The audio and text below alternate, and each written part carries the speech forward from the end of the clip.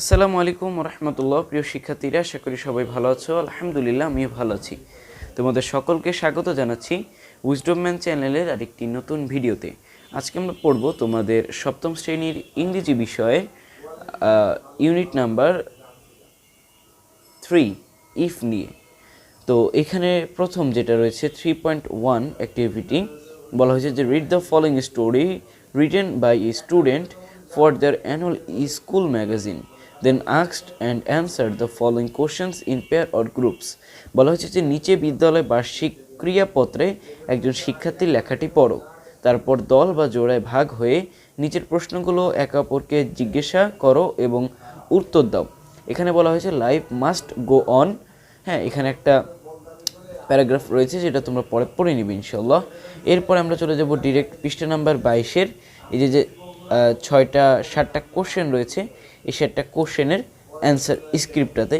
তো আমরা সরাসরি চলে যাচ্ছি এটার অ্যান্সার স্ক্রিপ্টে। প্রিয় শিক্ষার্থীরা, আমরা অ্যান্সার স্ক্রিপ্টে চলে এসেছি। যে দেখো অ্যাক্টিভিটি 3.1 নাম্বার কোশ্চেনটা ছিল এ নাম্বার, যে হোয়াট হ্যাপেন্ড টু আজমাইন। বলা হয়েছিল যে আজমাইনের সাথে কি হয়েছিল। অ্যান্সারে লিখেছি a bone of Azmain's right leg got displaced while trying to climb the hill. বলা হয়েছে যে আজমাইনের ডান পায়ের একটা হাড় কি হয়েছিল, স্থানান্তরিত হয়ে গিয়েছিল যখন সে পাহাড়ে বেয়ে ওঠার চেষ্টা করছিল। বি নাম্বারে how did he feel when he couldn't work. যখন সে কাজ করতে পারছিল না তখন সে তার কেমন লাগছিল। অ্যান্সারে লিখেছি হি ফিল্ড হার্ট, তার খুবই কষ্ট লাগছিল। বিকজ হি নিউ নাথিং, সে কিছুই জানতে পারছিল না। About his classroom teaching and learning for 2 months, কিছু জানতে পারছিল না তার ক্লাসরুমে পাঠদান সম্পর্কে এবং পড়াশোনা সম্পর্কে 2 মাসের জন্য। সি নাম্বারে how was the situation overcome, কীভাবে এটি ওভারকাম বা আবার ফিরে দাঁড়ালো বা ঘুরে দাঁড়ালো বা সব কিছু ঠিক হলো আবার কীভাবে। হ্যাঁ, তো অ্যান্সারে লিখেছি Azmain's teacher mister Shahid engaged his classmates in messaging him everything discussed in class. আজমাইনের যে টিচার ছিল সে মিস্টার শাহিদ, সে কী করছে, সে হলো সব কিছু জোগাড় করেছিল তার শিক্ষার্থীদেরকে মেসেজিংয়ের মাধ্যমে আজমাইনের কাছে ক্লাসের সকল তথ্য সে পাঠাতো। ডি নাম্বারে did you ever experience a difficult situation like Azmain? Yes, I also experienced such situation 2 years ago when I was in Barishal. আমিও এরকম একটি সিচুয়েশন কি বলে ভোগ করেছি বা অভিজ্ঞতা অর্জন করেছি যখন আমি ছিলাম বরিশালে। E number what was that, এটা কী ছিল? A terrible storm took place in our locality, কী হয়েছিল, একটা ভয়ঙ্কর ঘূর্ণিঝড় আমাদের লোকালয়ে আঘাত হেনেছিল। And I was injured by a small bunch of tree, এবং আমি আঘাতপ্রাপ্ত হয়েছিলাম একটা ছোট গাছের ডালের মাধ্যমে। That was blow out by the wind, যা কিনা উড়ে এসেছিল আমার মাথায় বাতাসের সাহায্যে, মানে বাতাস কারণে উড়ে এসেছিল। As a result I was in bed rest for 2 weeks, যার কারণে আমার 2 সপ্তাহ বেড রেস্টে থাকা লেগেছে। এরপর F number how did you feel then, তুমি তখন কীরকম কী করেছিলে, তখন তোমার কী অনুভব হচ্ছিল? As I couldn't go to school, আমি যেহেতু স্কুলে যেতে পারছিলাম না, I was extremely worried about my classroom lessons, আমি খুবই চিন্তিত ছিলাম আমার ক্লাসরুমের লেসন্স নিয়ে। জি নাম্বারে হাউ ওয়াজ দ্য সলভড, এটা কীভাবে হলো, সমাধান হলো? My teacher mister Ahmed send all class notes to me, আমার যে টিচার ছিল মিস্টার আহমেদ, সে কী করেছিল, সকল নোটসগুলো আমাকে শেয়ার করেছিল, সেন্ড করেছিল। Besides similar of my classmates come to me, এছাড়াও কি হয়েছিল, সাধারণ যে আমার সহপাঠী বন্ধুরা ছিল তারাও আমার কাছে আসতো and discuss class activities with me, এবং আমার সাথে আলোচনা করতো ক্লাসের বিভিন্ন কার্যক্রম নিয়ে। তো প্রিয় শিক্ষার্থীরা, আমরা দেখে নিলাম এই যে 7টা কোশ্চেন ছিল সেটা অ্যান্সার স্ক্রিপ্টটা। এরপরে বলা হয়েছে যে work in a group of 5 or 4, write about one of the difficult situation you experience like Azmain. Use the following table to write your story. then exchange your story with your friends in the group. Tell them to share their feelings in given speech. বলা হয়েছে যে এখানে যে একটা ছক আছে, তুমিও আজমাইনের মতন কি কি প্রতিকূলতার শিকার হয়েছো বা একটা একটা ঘটনার সাথে যে শিকার হয়েছো, অভিজ্ঞতা অর্জন করেছো, সেটা একটা লিখতে বলা হয়েছে যে কি হয়েছিল আর হলো তোমার তখন কীরকম লেগেছিল আর তুমি কীভাবে এটা সমাধান করলে। আর এরপরে এটা তোমার বন্ধুর কাছে দেওয়ার পরে সেইখানে লিখবে যে সে কীরকম ফিল করেছিল।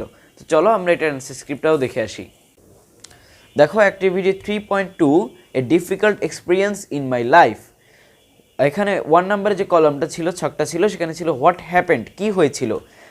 আমি এখানে লিখেছি যে I have difficult experience in my life. Last year I was going back to Barishal from Dhaka with my parents and younger sister by launch. আমি লঞ্চে করে বরিশাল যাচ্ছিলাম ঢাকা থেকে।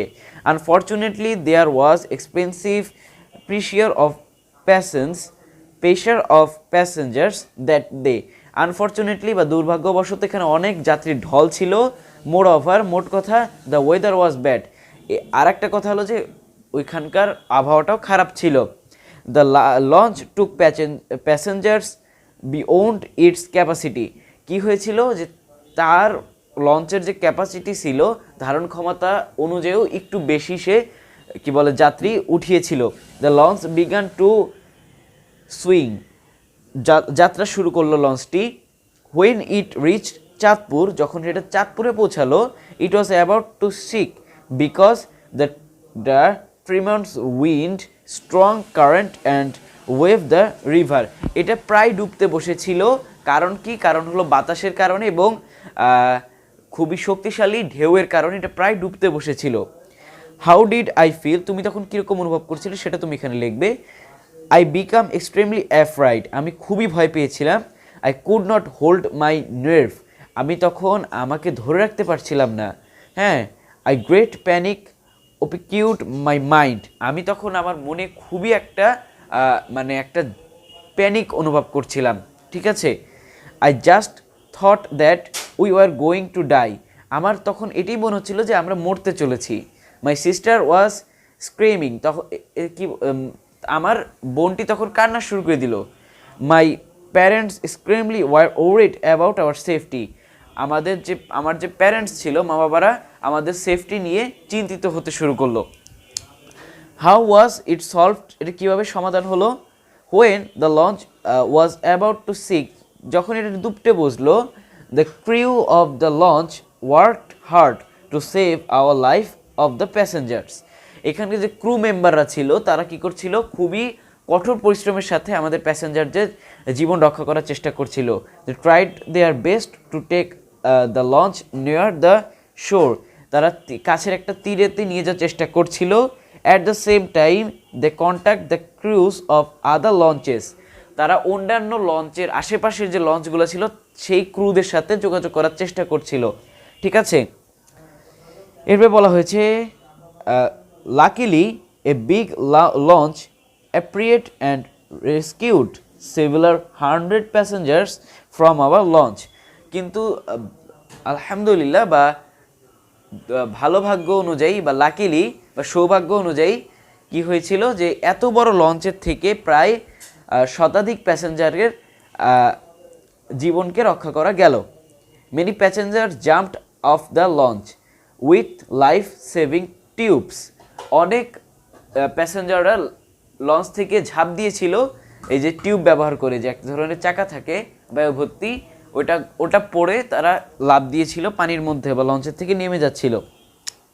দে somehow reached the shore, এবং তারা কি করলো, সাঁতরিয়ে পারে পৌঁছালো। But we were still our launch, কিন্তু আমরা আমাদের লঞ্চেই ছিলাম। At the load of launch risked because of removing passengers, এত বেশি লোড নেওয়া হয়েছিল যে প্যাসেঞ্জারগুলোকে বের করাটাই কঠিন হয়ে পড়েছিল। Our launch began to sail towards the shore, আমাদের লঞ্চটা কী করলো, তীরের মাটিতে পদার্পণ করলো। Thus the lifes of all of us got saved, যার কারণে আমাদের সকলের জীবন রক্ষা পেল। এরপরে যেটা রয়েছে ফ্রেন্ডসের অনুভূতি, সেটা আমরা দেখব। এই যে feelings of my friends, friends 1 কি বললো দেখো, it is a horrible incidence, my heart is throbbing with fear. এটা খুবই দুর্ধর্ষ একটা ঘটনা ছিল, আমার আমার যে হৃদস্পন্দন প্রায় বন্ধ হয়ে যাচ্ছিল ভয়ের চোটে, হ্যাঁ আমার মনে খুবই ভয় পেয়েছি আমি। এর ফ্রেন্ড 2 বলছে my heart is also tremble with fear, আমারও খুবই ভয় লাগছিল, ভয় লেগেছে, but we are happy that you are amongst us now, কিন্তু আমরা খুবই খুশি কারণ হলো তুমি এখন আমাদের মাঝে রয়েছো। ফ্রেন্ড 3 বলছে দেখো, we have watched such kind of accidents on TV. এটা অনেকটা ছিল যা আমরা টিভির অ্যাক্সিডেন্টগুলোতে দেখি, টিভিতে আমরা অ্যাক্সিডেন্টে যেগুলো দেখি এরকম ছিল। ফ্রেন্ড 4 বলছে we have take lesson for his incidents, আমরা এই ঘটনা থেকে একটা শিক্ষা নিতে পারি, সেটা হলো কি, we should not get hour launch wheel the weather is bad and the launch is overload. আমাদের যাওয়া উচিত না, হ্যাঁ আমাদের লঞ্চে ওঠা উচিত না যখন দেখবো আমাদের আবহাওয়াটা খারাপ এবং লঞ্চ অলরেডি ওভারলোড হয়ে গেছে বা একদম গাদাগাদি হয়ে গেছে, তখন আমরা লঞ্চে চড়বো না। ঠিক আছে, এটা থেকে আমরা এই শিক্ষাটা লাভ করতে পারি। তো প্রিয় শিক্ষার্থীরা, আমরা দেখে নিলাম আমাদের যে পেজ নাম্বার 22-তে যে ছকটা ছিল সেটার অ্যান্সার স্ক্রিপ্টটা। আজকের ক্লাসে আমরা দেখলাম পেজ 21 বা 21-এর যে প্যাসেজের পরে যে 7টা কোশ্চেন ছিল সেটার অ্যান্সার স্ক্রিপ্টটা, এবং অ্যাক্টিভিটি 3.2-এ যে ছকটা ছিল সেটার অ্যান্সার স্ক্রিপ্টটা। এর পরবর্তী ক্লাসে আমরা 3.3 অর্থাৎ ইফ কবিতাটা নিয়ে আলোচনা করব, এবং এরপরে যে ফিলিং দ্য গ্যাপসগুলো রয়েছে সেগুলো আস্তে আস্তে পূরণ করার চেষ্টা করব। আজকের ক্লাসটা এই পর্যন্তই, এর পরবর্তী ক্লাসে দেখা হচ্ছে। আল্লাহ হাফেজ, আসসালামু আলাইকুম ওয়া রাহমাতুল্লাহ।